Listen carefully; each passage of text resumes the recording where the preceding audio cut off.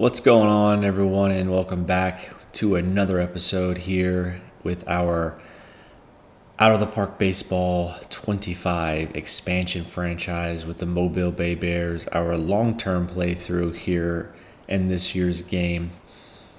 We have officially made it to off-season start date here on November 2nd. The playoffs just concluded, and we have added our players to the development lab. We will get into those guys in this episode and see who it is we're going to be trying to focus on this offseason. And we will also deep dive the players and their season statistics and how they performed, and maybe who we're looking at possibly bringing back or not offering arbitration or a contract extension, or maybe potential trades. We'll look into that and a little deep dive inside the roster, and hopefully make it through the award season and see who wins some awards. We're expecting some potential pretty good awards for our team, our first, I guess, team player that has awards. I think we're going to have a Rookie of the Year. I think he's also going to win a Gold Glove potentially. I wouldn't be surprised if he won the Rookie Year and the Gold Glove as well. I'm hoping for that, as our rookie sensation took the league by storm this year. But before we get to all that, let's go ahead and find out who the 2029 World Series champions are. And it is the Washington Nationals in 6 games over the Detroit Tigers. An interesting playoffs. You see the Chicago White Sox took down the Houston Astros, but then the Tigers swept them in the American League Championship Series. The Dodgers also got ousted pretty quickly in the division series, although that's not really anything new, I guess, in their history. They tend to lose in the division series and after they spend all that money, but that's another discussion for another day. I'll say that it doesn't bother me when they lose, that's for sure. I'm not a Dodger fan at all. But anyways, congratulations to the Nationals. Hopefully that is us in a few years.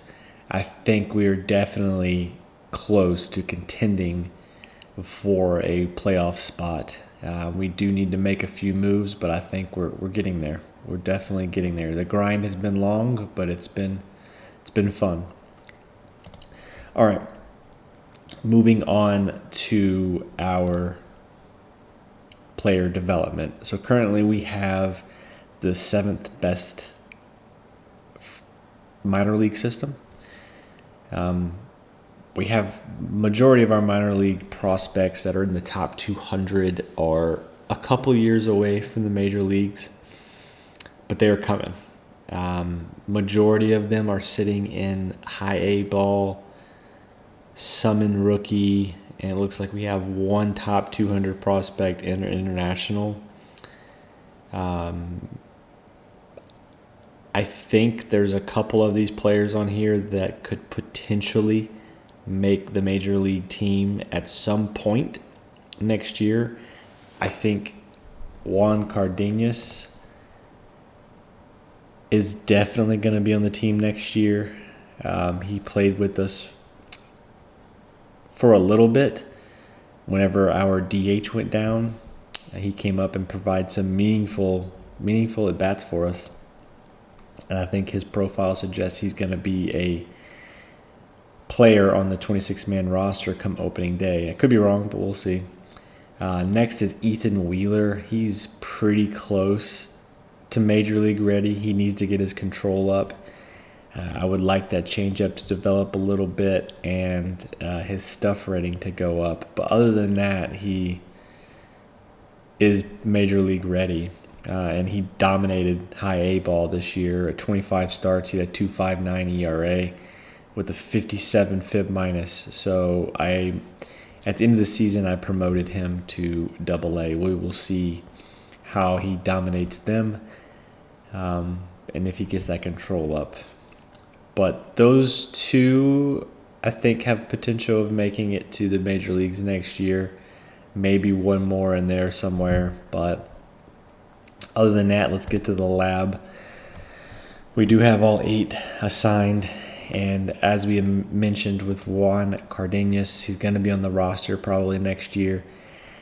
If you remember back when I was playing him as a DH, I specifically left him at DH because of his fragile injury proneness. I figured it would limit his exposure. He can play second base and realistically third base and shortstop.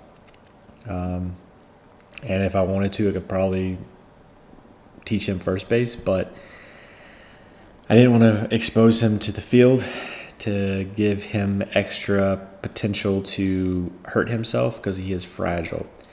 And we talked about making or putting him through the strength and conditioning program like we did with Mason last year. And that is what we've done. So we've assigned him to the strength and conditioning program. Next is Josh Leeson, our number 1 overall pick. We stashed him immediately into high A ball, and he didn't do terribly. He didn't do great, but he did have 7 starts with a 5 ERA. So nothing to write home about, but not bad for his first ever professional taste at baseball. We have put him through the improved control program to hopefully get that control up in Major League ready. Next is Danny Fouts. He's listed as a first baseman and or a third baseman, but he has 0 power. His rest of his batting profile is absolutely amazing, and his speed and base path profile is great as well. He has good work ethic, so we think this could be a pretty good program. We are going to work on that power, though. As a first baseman, I need a little bit more power. I don't think he's ever going to be truly a home run hitter or a guy that's going to hit 15 or 20 home runs. But if we can get it up to max it out, maybe get it to like 40-ish, he'd be a little bit more of a conventional first baseman. Otherwise, we're just going to have a unconventional first baseman probably playing just because he won't hit home runs. But you can't not put that bat on the field if it develops. So I fully anticipate him making the Major League team rather soon. I think that bat's going to produce pretty quickly. He's 21 years old, though, so we're going to try to go ahead and improve his power by generating bat speed. Next is Ethan Wheeler, a guy that we think could be in the major leagues next year, or at least in 2 years, as long as we can get his control up and maybe develop that changeup a little bit more. I would like that, but dominated high A ball like we said, but we are going to try to improve his control. Next is the rookie sensation, Mason Davis. Obviously, everything you want on the right-hand side of the screen with his personality and his fielding. Does have decent speed, and his hitting profile is above average as well. Besides the strikeouts, he did strike out 226 times this year, so we're going to try to change that, and we're going to put him through a 2-strike approach program. Next is Jose Cornell, our young-ish pitcher. Had a solid season again, 32 starts at a 4.13 ERA, not terrible, but not outstanding. Had a couple of bad starts in September, which is exactly what he had last year too, but that cost him another year with a 3 ERA. So we are going to try to improve his pitch arsenal and get that stuff rating up a little bit. Next is Michael Arroyo. He's had a cup of coffee in the major leagues. It wasn't a bad cup of coffee. It was very short, though, only 53 at-bats. He had 283 with 2 home runs and 8 RBIs. Gonna try to get him a little bit more developed and maybe add some power to his profile. As you can see, I should have mentioned it before I came off the screen, but it's only at 40. We're going to try to get that up a little bit, and maybe he can provide some more pop and fill in at like third base. He can play second base, but I would like him to be at third base. Next is Vicente Yasso. Obviously, this was our first ever international amateur free agent signing, and his defensive rating was always off the charts. He has great personality traits as well. Just hasn't really materialized with the bat yet. He's going to be 22 soon, so something needs to happen soon. He hasn't been above high A ball yet, although this year he did play a little bit at high A ball after the rookie ball season ended. I went ahead and just to continue his growth and progression, I played him in high A ball so that his season could continue and he could get more than 38 games a year in. So I got a little extra time this year. Hopefully that helps, but we're going to try and move that along and get his quality of contact up a little bit. But that is our development lab for the 2029 offseason. And moving into the team statistics here in the season, we finished well above Pythagorean expectations. They had us at 66 and 96 to end the season when we ended at 73 and 89. So I guess that suggests that we got a little bit lucky. We finished our division in 5th place, which is tied for our first season whenever we finished 5th. So hopefully it wasn't luck, those extra few games, but even if it was, they are saying we at least improved our team by 6 games than last year. Or I should say at this point, the 2028 season.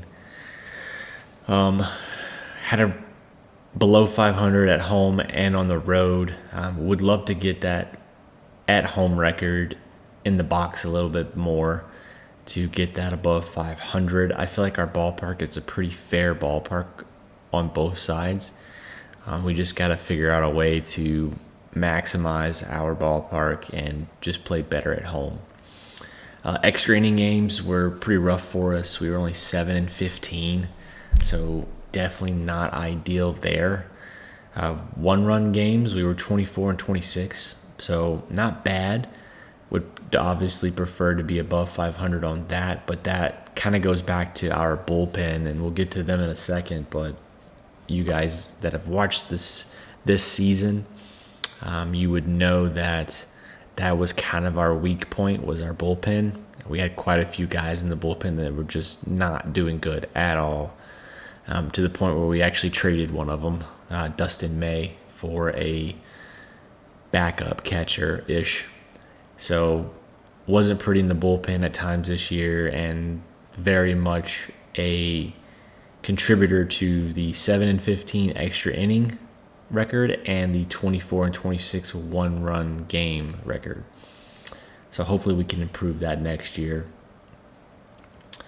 As far as months go, we had 2 months that were over 500. That was May and August. The rest of the months were 11 and 16, 11 and 13, 11 and 16, and then obviously our miserable April at 9 and 18 that got us off to a terrible start in the season. But we clawed back and made it respectable. All right, moving on to offense and pitching. Our offense just wasn't really improved at all this season. We will get to that screen here in a minute, but we actually scored less runs this year than we did last year, which is funny to think because we won 13 more games. But the reason we won 13 more games was solely because we allowed like 120 less runs from our pitching staff. So that kind of offset that a little bit, and we were able to win a few more games. So definitely a focus in the offseason is to add something to the offense. I thought we did. I felt like we did, but numbers don't lie. When you score less runs than you did the year before, then you clearly didn't do a whole lot, because that is the name of the game, right? Is how many runs can you score? So we have some very good players, some key players that are performing well. We just need to get a few more players performing well and get that run total up. Moving on to the defense. Or not defense. I mean, yeah, we can talk about defense. Defensive efficiency was outstanding. We were 4th in the American League. Our zone rating was outstanding as well, 3rd in the American League. If you guys remember last year, that was pretty terrible. I think we were next to last in the league, so we made a major change there, which also contributed to more wins. So that zone rating and defensive efficiency, man, I cannot say that, directly correlate to runs saved and things like that. So when you're last in the league in that, and then also your hitting is terrible and your pitching is terrible, you're going to lose 100 games. So this year our defense was outstanding. Our offense was timely but not great as a whole. And now our pitching staff was very much improved. And I was very pleased with the moves that we made right near the end of the season. If you guys don't remember, not near the end of the season, into the off season last year, we kind of had a very similar team going into the 2029 season that we had in 2028. And then the last couple of weeks before the season, we made several moves, and we had like a completely different starting rotation, which turned out to be the 8th best ERA of a rotation in the American League. So kind of middle of the pack with a 4.23, but definitely improvement over last year. Our bullpen lacked a little bit. We were 13th in the AL with a 5.02, but we allowed only 778 runs, which again isn't great in the American League. We were 11th, but that number I believe last year was like 870 or 880. But yeah, our hits allowed was 6th in the American League, and then our opponent's average against us was 6th in the American League, and then our BABIP was 4th in the American League at 287. So overall, much improved. We definitely need to fix the home runs allowed, but that is a result of some of these fly ball pitchers that we have and the stuff ratings. So pleasantly surprised by the change and improvement in our pitching staff. Make a few more tweaks with it this year. We are going to lose Griffin Canning more than likely, so hopefully we can bring on some good pitchers to replace him, and then add some bats to this team. So we got a couple of things we need to make priorities in the off season, and I think a bullpen arm would be one of those, a solid one that you can count on. And then one middle infield bat, I think, is what we're going to need, 1 or 2. But specifically one having a really good bat. If we have 2 of them, then maybe one can be more of a defensive middle infielder, and then the other one needs to have at least a above average bat, I think. and maybe we can get that 631 up to like 700 next year, and I think our win total might jump quite a bit. But that is the overall team statistics, and now we can move into our players.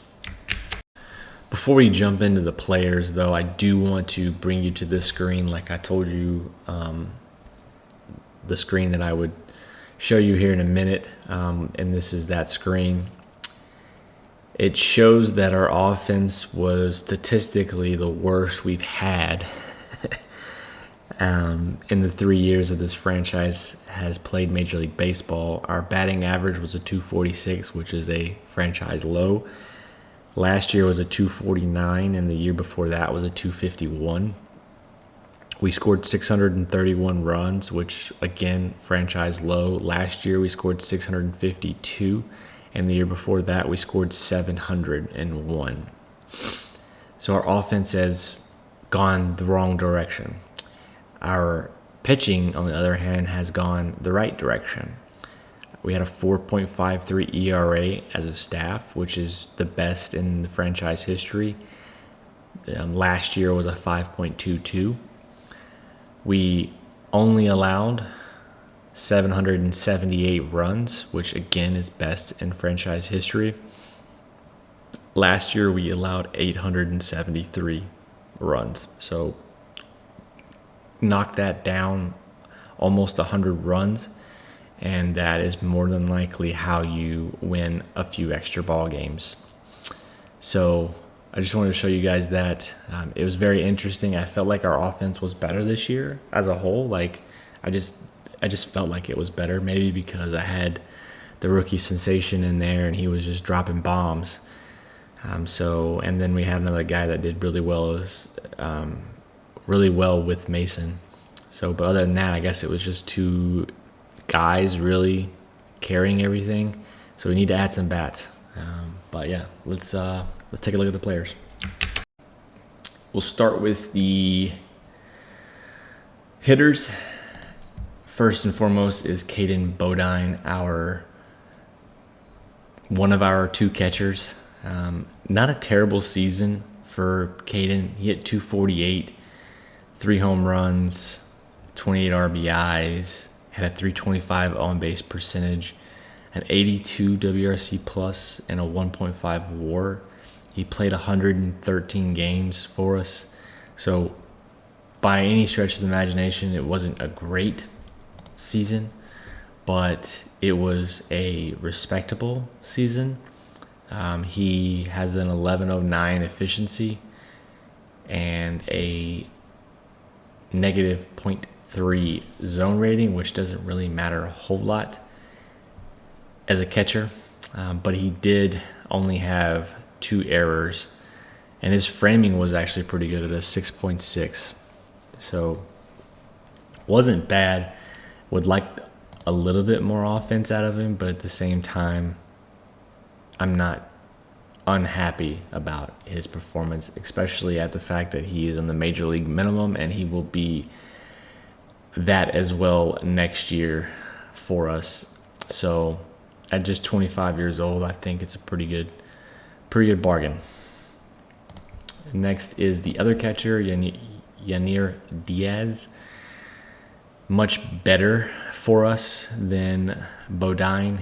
Had 107 plate appearances with us, 33 games, hit 267 with 3 home runs and 11 RBIs. So a little bit better average, not as much production, but quite a few less games. A 101 WRC plus and a .6 WAR.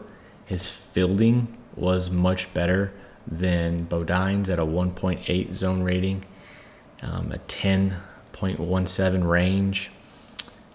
He doesn't have a very good frame rating though, so I guess that's kind of like your trade-off, right? You would like a little bit better framing, but most importantly, we're paying him $0.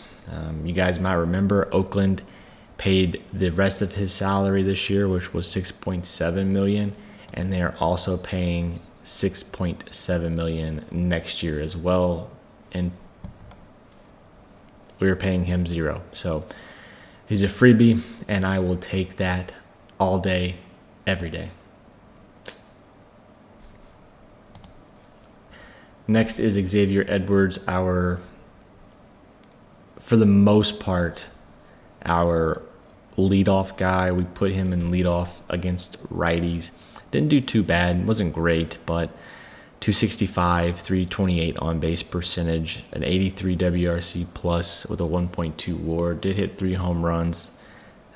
Doesn't have power anyways. Only struck out 75 times. Stole 25 bases. Did walk 50 times. Only scored 65 runs, which is a little bit higher than he did last year, but not quite as much as he did the first year with us. He is eligible for arbitration this year at $3.2 million. Plays third base for us most of the time. And he's not bad over there. Does have a positive zone rating, a 985 efficiency with a 1.96 range. So it's not excellent, but it isn't bad. So I think there is a chance that we bring him back. Hopefully we can get him for less than his $3.2 million, but at only $600,000, well, $800,000 more than he's making this year. I don't think it's a terrible deal, considering the fact that he could steal some bases for us. So we'll look and see. I'll probably offer him, but I won't offer him $3.2 million. I'll probably offer him like $3 million or 2.9. It may not be the greatest decision ever, but we'll see. We will see. He's not doing terribly. I would like a little bit higher average for my leadoff guy, but at the same time, he's not doing bad. He might be our best option right now, depending on free agency. All right, next is Blaze Jordan, who had a solid season for us. 269, 22 home runs, 75 RBIs, struck out just over 100 times at 101, 102 WRC plus. Played first base. It wasn't great. He's not a great first baseman at 6 errors, a negative 1.6 zone rating. So I would ideally like to make him the DH and find a first baseman here in the offseason. He's still going to be making the major league minimum next year for the next 2 years, I believe, and then he goes into arbitration. So ideally, I would put him as a DH next year and find a first baseman that can fill that position a little bit better. Next is Ezekiel Duran. He is a free agent after this season. Here in a couple of days, he'll be a free agent. Wasn't great, but wasn't terrible. 246, 79 WRC plus. Only hit 8 home runs and 32 ribbies, but played a decent defense for us whenever he played a second base, that is. Whenever he had to play other positions, it wasn't pretty, but second base, he's actually pretty good. He's wanting, I believe, $3 or $4 million. Looks like $3 million a year for 4 years. I'm definitely not wanting to do that long of a contract. I might do 2 or 3 years with some team options, and I don't know if I'm going to offer him $3 million. So I'm thinking maybe like, I don't know, $2 million, but I don't know if he'll go for that. We'll see. We'll have to cross that bridge here when we get there. Nico Horner, also a free agent. As I mentioned in the previous episode, I'm either going to bring Nico back or Ezekiel Duran. I'm not going to bring both. If you want to go with who had the better season, it would be Nico. If you want to go with who is younger and has potential with a better bat, with more pop, it would be Ezekiel. But I don't hate Nico Horner's profile. He's still very respectable as a 32-year-old with good work ethic and intelligent, can play a great second base, a decent shortstop, and can play a good third base potentially. So a good overall utility guy for us. has good speed with base running ability. He did steal 29 bases this year, which is phenomenal for our team. I believe that led the team. Only struck out 61 times in 569 plate appearances. So again, we like that. Scored 65 runs, 11 home runs, and 52 RBIs. I think there's a chance that he is probably going to get my nod. He wants a 4-year deal with $1.9 million. I might go 2 years. I could go 3 years, but there'll be definitely some team options in there. I don't think I would do 4 because he's going to be 33 before the season starts. Man, I would probably just do 2. I might throw in the 3rd as a team option just to see if he bites, and then I probably won't take the team option whenever that chance comes. But I like the $1.9 million. I feel like that's a really good value for what he did this season and the way he plays second base. All right, moving on is Drew Gilbert. Was hurt quite a bit this season, so his numbers were down from last year, but made a strong push at the end to get them pretty close. He had 11 home runs, 48 RBIs, 247 average. That's what was down at 83 WRC plus with a .9 WAR. So again, a little bit hurt. Didn't really get the full season.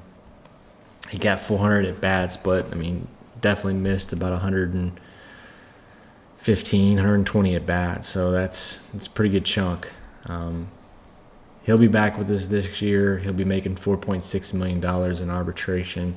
I'll probably offer him a little bit lower than that and see if we can't take advantage of the fact that he had a down season and the judge rules in favor of the team. Next is Dylan Lyle. He kind of bounced. He stayed in AAA, but then came up in the kind of like, I think it was like August or September in the call-ups.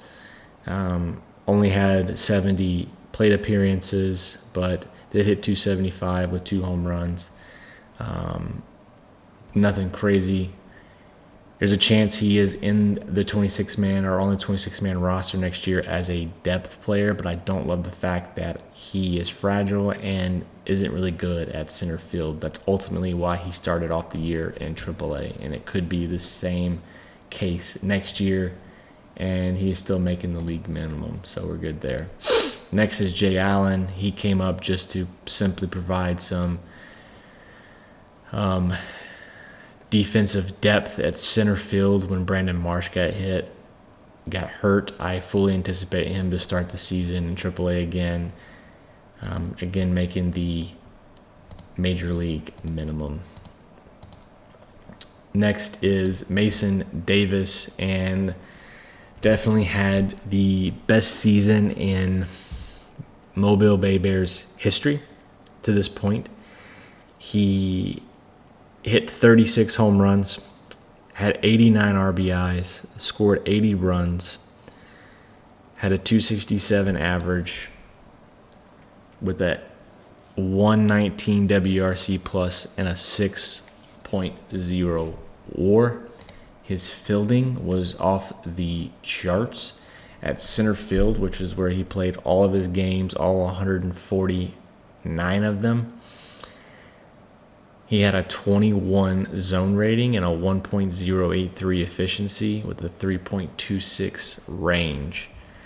And his arm is also not bad. He had a 0.6 rating out of that. So I think he's probably going to win the Gold Glove and the Rookie of the Year. And, oh, by the way, he was an All-Star this year. So it's going to be quite the debut for Mason Davis at just 23 years old. He'll be just turning 24 or close to it when the season starts next year. And hopefully he can repeat it, but we can maybe cut down on those Ks. He did have 226 of them this year, and we have him in the development lab currently to better his two-strike approach. Next is Brandon Marsh, also going to be a free agent this year. I will look and see. He's only wanting a 3-year contract at $1.8 million. Not completely overpriced. He wasn't great though, so I love his defense. I might could add him at the end of free agency. I would probably let him be a free agent and then catch him at the end of free agency like I did last year and maybe offer him a minor league contract because of his defense. I would like to find someone with a little bit better offensive profile, but I do love Marsh's defensive profile and his speed and base running ability. So pros and cons, I would like to add him as a AAA player just as depth in case of injury. Lawrence Butler struggled for us this year. He did miss quite a few games this year. He played in 126, but I think he missed like 20, 25. Well, yeah, with just injuries. Came on somewhat stronger at the end of the season. Wound up with 13 home runs, 54 RBIs. He only hit 206, which is way down from his previous 2 years. So I fully expect that to come back up. I hope it comes back up. If it doesn't, then there's a good chance that he gets traded because he's going through arbitration right now. I'm definitely not going to offer him 2.6 with the season that he just had. I'm probably going to go down to like 2.3 or 2.2 and see if the judge will rule in favor of the team. Next is Junior Marino. Will be a tough decision for me in the offseason. He did hit 21 home runs with 66 RBIs and 64 runs, and he walked 69 times while striking out less than 100, but he only hit 216 or 206. So not ideal. Had a 90 WRC plus and a negative WAR because he doesn't play defense. It's going to be tough. I really want Junior to be that DH for us, but I don't know if I can keep a 200 hitter in the lineup, even if he hits 21 home runs. There could be value in trading him. A lot of teams will like that pop, but it's something that I will explore in the offseason. I know one of our loyal viewers has grown to like Junior Marino, but I don't know if he is in the best interest of this franchise in the future to keep him around when maybe we can trade him while he's still tradable to receive a decent return. I don't know. I'll have to explore it. There's a chance I'll bring him back, but there's also a chance that I move on from him to try to find a better balanced bat and a defender. But we will see. That does it for the hitters. Moving on to the pitchers. AJ Bilbao, a solid season for us. 2.65 ERA in 25 games. He did start the season in AAA, and we had to bring him up due to an injury, I believe, but did pitch 34 innings for us and did well. 2.6 ERA, I can't complain about that at all. I think that has earned him a chance at being on the 26-man roster next year. He is arbitration eligible and will make roughly $1.5 million, so not terrible. If he can give us a 2.65, I'll take that all day at $1.5 million. But definitely a guy that's going to be in contention for a bullpen spot next year, maybe even a starting spot, just depending on where this rotation is when we get to it. Next is Kyle Brnovich. Not bad, 4.98 ERA in a 59-inning stint here in Mobile. Wasn't great, but not terrible. Is making the major league minimum, however, is already 32 years old. I'll bring him back just because he's making the minimum. I just don't know if he will be on the 26-man roster next year. He's also out of option years, so there's that. Makes him even less attractive. All right, why does it keep going back to that? All right, next is Griffin Canning. No chance I can re-sign him. He pitched well for us at 3.73, but he's wanting $15 million. Last I checked, still wants that same amount. So no chance he comes back. He will go to free agency, and if he hangs around, then we can get him like we did this past year. Jose Cornell, 4.13 ERA, and his second year with us. Not terrible. Have him going through the development program. Still going to be making the major league minimum, but we're going to try to get his pitch arsenal up and hopefully make him a little bit more effective. Man, this keeps going back to the batters, and it's annoying. All right. Carlos Hernandez. Already signed him. You guys remember we offered him a contract extension. He accepted. He'll make $4.2 million next year. And the following 2 years, he will make $2.9 million as long as we exercise our option. We have options on there because he is going to be 33 years old when the season starts. But had a good season for us. He was out for the majority of the season. He did come back later on in the season after he recovered from his injury after the 2028 season, but pitched in 28 games, 45 and 2/3 innings, gave us a 3.9 ERA. Hopefully we can get him all year next year and he can perform in the 3s or 2s. I'll be happy with that too. All right, next is Spencer Howard. We called him up right at the end of the season. Pitched well, though. 9 innings and a 2.7 ERA. He actually got a start in there as well. He is due to make our arbitration at 33 years old. So there's a chance that we may or may not offer him arbitration, but his profile is not terrible. So I could see us maybe bringing him back. I'll have to just kind of look at everything at that moment. Chris Montgomery, our only no-hitter pitcher in franchise history, pitched well for us. Arbitration eligible, definitely going to get an offer. He'll make probably more than 4.6, which he's due to offer. But 14 and 11 for us last year, 3.64 ERA in 170 innings, a 3.5 WAR and an 85 FIP minus. By far our best pitcher. So looking forward to having him back next year. He will be 31 years old. Next is Johan Oviedo. He will be a free agent after the end of the year, and he is he just came back off of the IL, so he just recovered from his injuries.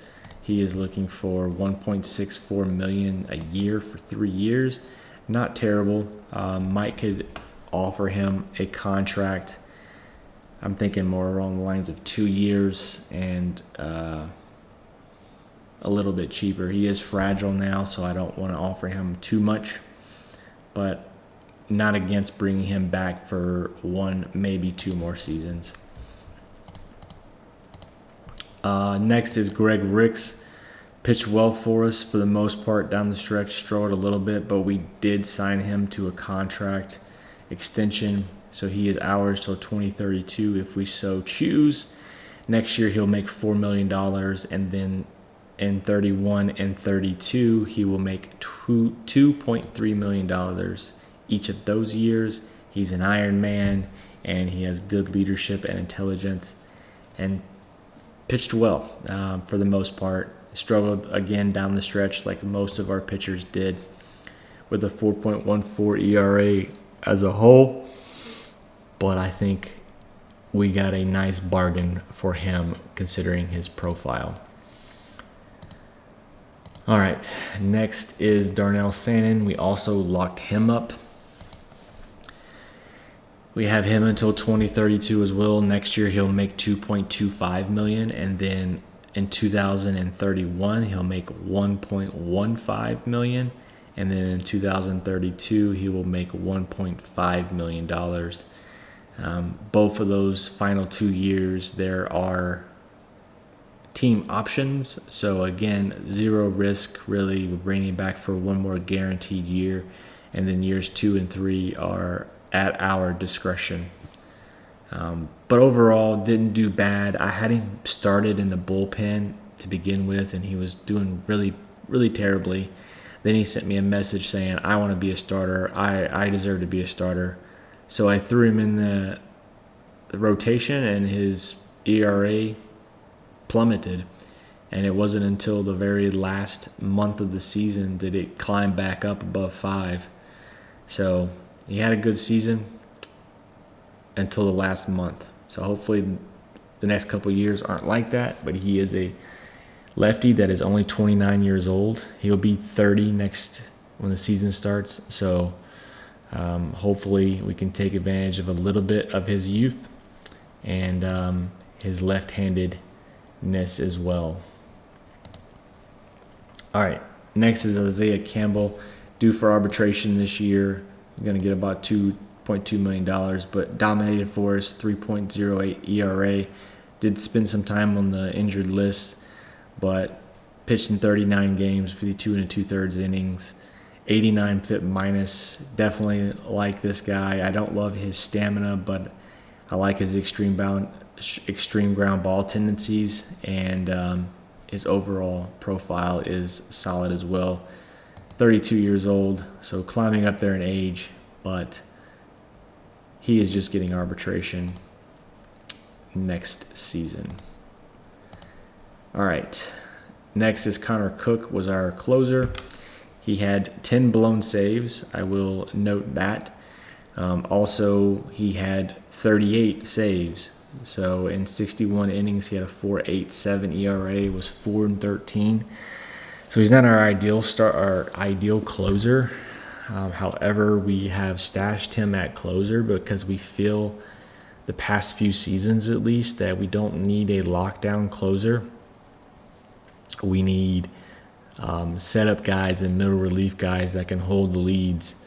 And then if the game gets to the closer, have a competent one. And he's been competent with 38 saves. Don't love the blown saves and the ERA, but at the same time, again, he wasn't put there to be a dominant closer. He will be back next year. I didn't even look at his stuff. Arbitration. What's he due to make? 1.2.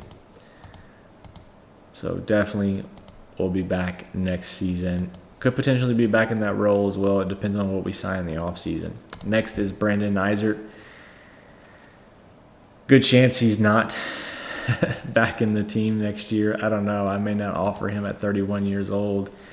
Hasn't pitched well for us at all and is due to make almost $2 million. I think there's a good chance I don't offer him. But, yeah, we'll see. That's just my initial mindset, is I don't offer him. Cody Funderburk spent some time on the IL last year, but did come back. Had a 4.45 ERA in 60 and 2/3 innings. Was kind of our hold guide. So he was the one that set up the game and held the lead, which is what we wanted out of this guy. This is more of like a closer type profile, but again, we put him in the setup role to try to lock down those mid to late innings before it gets to the closer, so that the closer actually has a chance to have a close.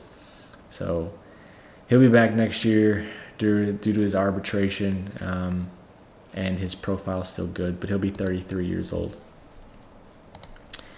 And last but not least is Brock Selvage. Pitched well for us. We called him up due to an injury, I believe. He pitched in 17 games, 22 and 2/3 innings with a 3.97 ERA, so not bad at all. 27 years old. I think there's a chance that he competes for a spot in either the rotation or the bullpen next year.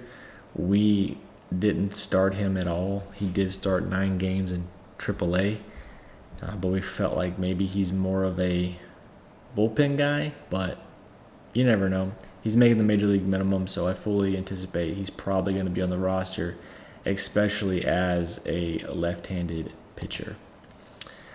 That does it for our deep dive on the players. Now let's move on to see if we can win some awards. And we have offered Nico Horner a contract extension, and he has accepted. So we've done another 3-year deal. You guys might be sensing a trend here. A 3-year deal with the second and third year team options. So next year, Nico will be making $3 million,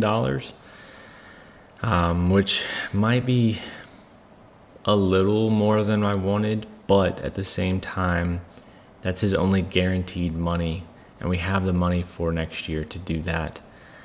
And then in the 2031 season and 2032 season, he will be making considerably less at $1.5 million in 2031 and then $1.8 million in 2032 if I choose to exercise both team options.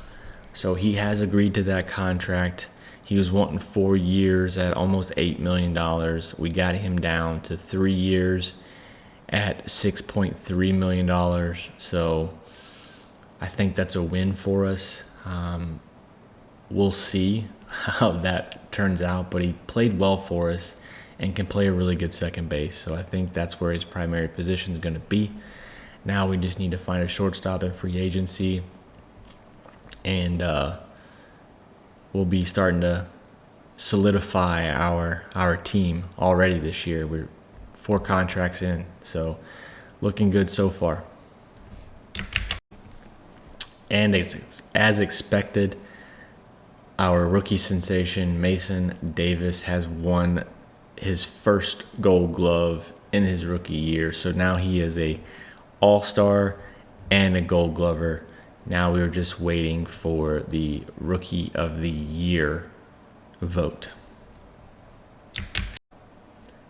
And again, as expected, Rookie of the Year, Mason Davis. So an outstanding season for the young center fielder, a Gold Glover, a Rookie of the Year, and an All-Star.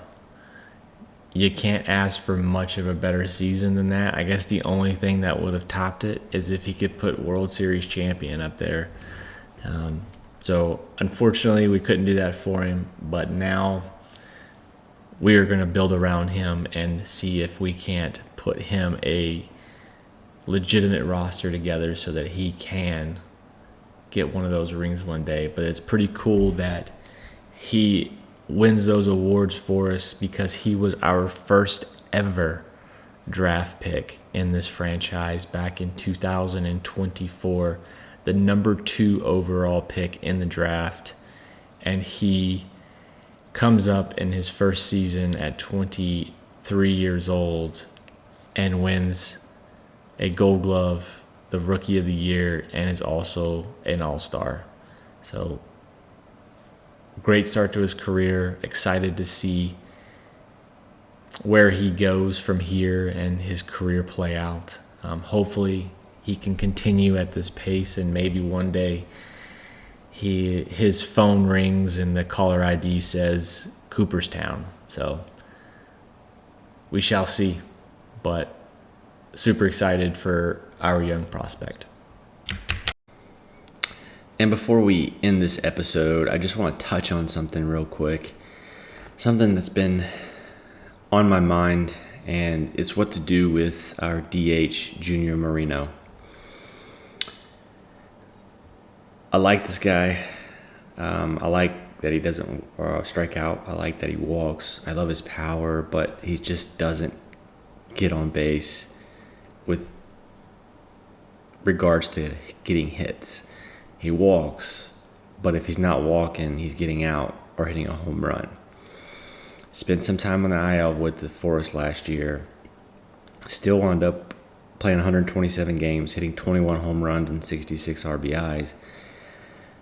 But he only hit 206 and was just below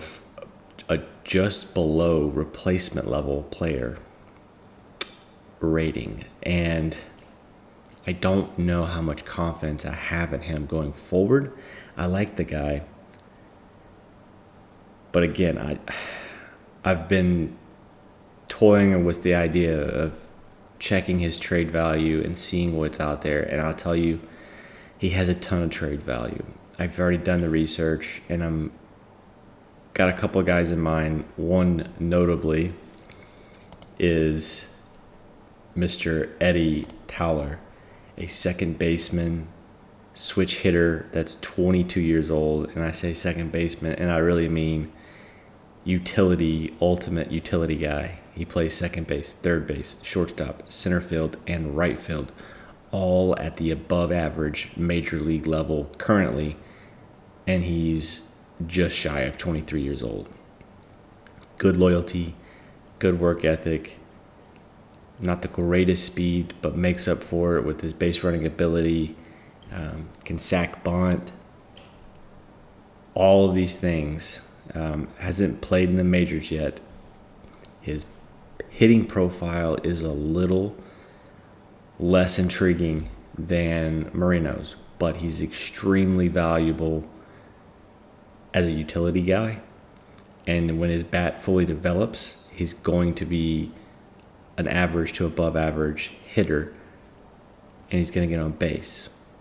So this has kind of been messing with my head a little bit. I like this guy. I like his versatility. I like the fact that he's a switch hitter. His ratings for against lefties and righties are literally almost identical, so he doesn't really have an issue. His outfield range, his outfield arm, like this dude has it all. And I believe brings so much more value than Moreno. Now this dude also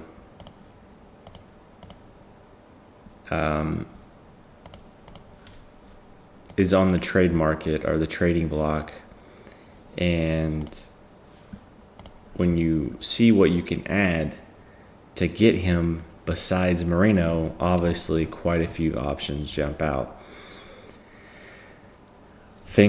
Ones that I'm willing to discuss would be Jay Allen, 27-year-old, doesn't have very good bat, but again, a big-time outfield utility guy for us, but is fragile. And then Baez is kind of our other younger utility guy, but just a little less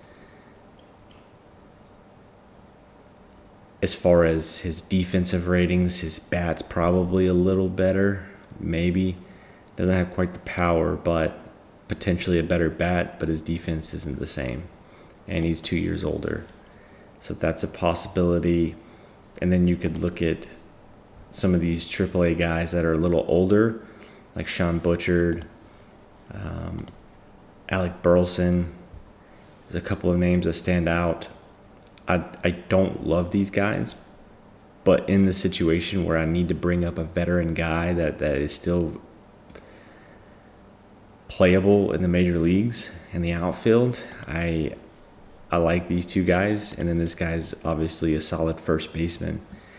So, like, there's a chance that this guy makes the major league team this year.